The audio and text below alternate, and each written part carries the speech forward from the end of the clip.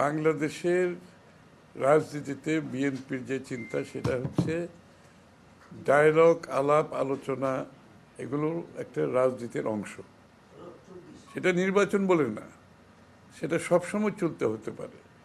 কারণ আমাদের এই সংস্কৃতি তো বদলাতে হবে।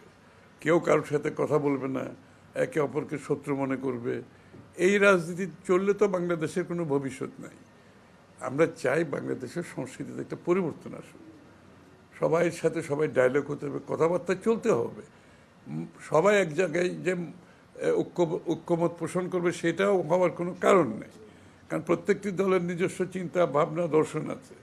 কিন্তু কথা বলতে অসুবিধা কি, আলোচনা করতে অসুবিধা কি? এটা তো গণতন্ত্রের অংশ, ডায়লগ এবং কন্টিনিউয়াস ডায়লগ।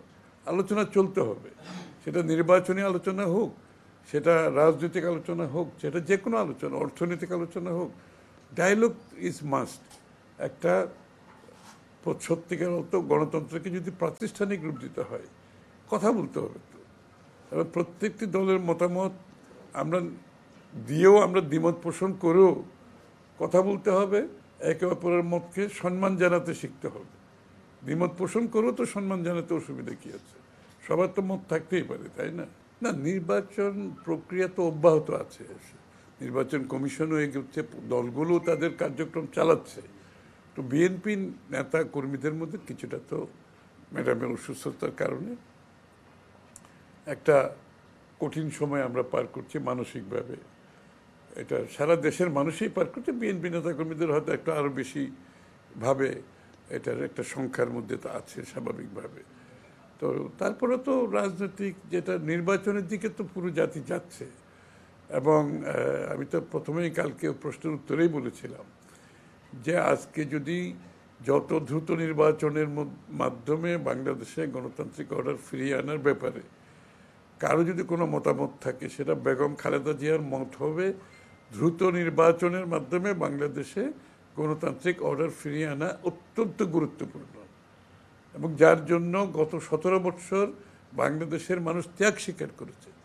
এবং আমরা বলেছি বারবার, বাংলাদেশের মানুষের মালিকানা ফিরিয়ে দিতে হবে তার ভোটের মাধ্যমে, নির্বাচিত সংসদের মাধ্যমে, নির্বাচিত সরকারের মাধ্যমে। যে সংসদ সরকার জনগণের কাছে দায়বদ্ধ হবে, সেটা যত তাড়াতাড়ি ফিরিয়ে আনা যায় তত বেশি দেশের জন্য মঙ্গল। এবং মানুষ সিদ্ধান্তহীনতায় ভুগছে একটি নির্বাচিত সংসদ সরকারের অনুপস্থিতিতে। বাংলাদেশ বিভিন্ন সিদ্ধান্তহীনতায় ভুগছে। সেখান থেকে দেশকে যদি বের করে এনে সামনের দিকে এগোতে হয়, দ্রুত নির্বাচনের কোনো সাবস্টিটিউট নাই, বিকল্প নাই। এবং আমি বলছি, দেশনেত্রী বেগম খালেদা জিয়া প্রথম ব্যক্তি হবেন যিনি চাইবেন দ্রুত নির্বাচনের মাধ্যমে দেশে গণতান্ত্রিক অর্ডার ফিরিয়ে আনা, মানুষের মালিকানা অধিকার এবং মালিকানা ফিরিয়ে আনা, যার জন্য উনি নিজেও আজকে মৃত্যুর সম্মুখীন।